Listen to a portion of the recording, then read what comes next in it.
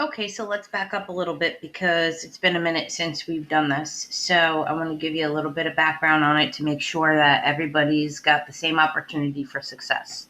The first thing you want to do when you see an example like this is look and see if there's a GCF. So we look at the smallest number and we say, does 2 go into 7? No. So there's no GCF here. So because there's no GCF, we start with A being 2, B is positive 7, and C is 6. Now this is on the Nearpod for 5.2, so if you need to go back and review that, that's fine. But what we're doing is we're taking our Magic X notes and we're applying them to advanced factoring. Once we've established A, B, and C, we're going to go ahead and do our Magic X. So I'm just going to circle these quick so that you can connect them. For our Magic X, A times C goes on the top and B goes on the bottom. So this is normal like we did in 5.2. So our A times C is 2 times 6, which is 12, and it's positive. And our B term is positive 7. Okay, so that part is fine and normal. We then realize that because it's positive, we have to add our factors together. And when we add, that means that our signs are going to be the same. And we want factors of 12. So our factors of 12 are 1 times 12, 2 times 6, and 3 times 4. We want to pick the pair that makes a 7. So we're picking 3 and 4. So all of this is normal based on what we've done before. But this is the new part. The new part comes right now. The new part comes because since A is bigger than 1, A is actually 2 in this case, we need to start our factor with AX.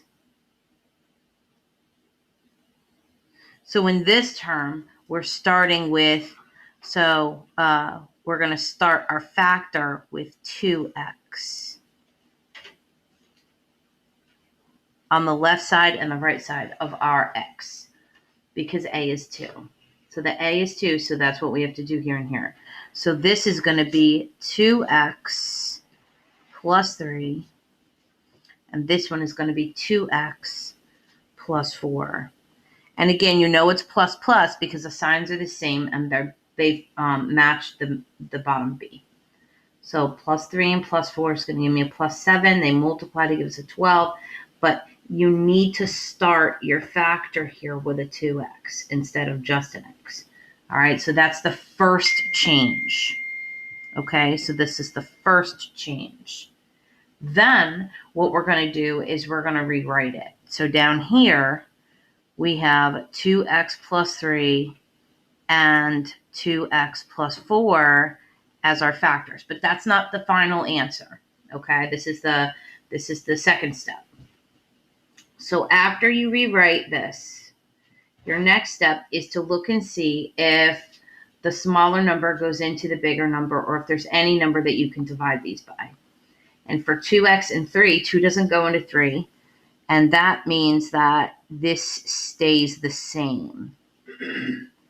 But in this case, 2 does go into 4. So that means that we're going to divide both of these by 2.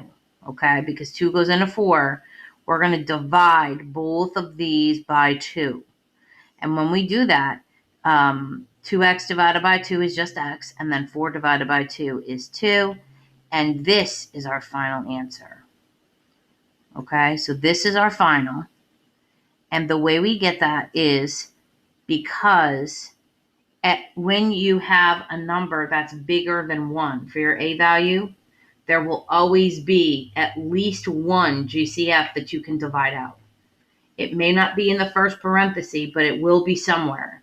So you need to look for that. It's somewhere in there. Sometimes both of them have it, but in this case, just the first one had it. Okay? I mean, the second one had it. So there's your first example. Hang tight, and I will post another couple examples for you to look at.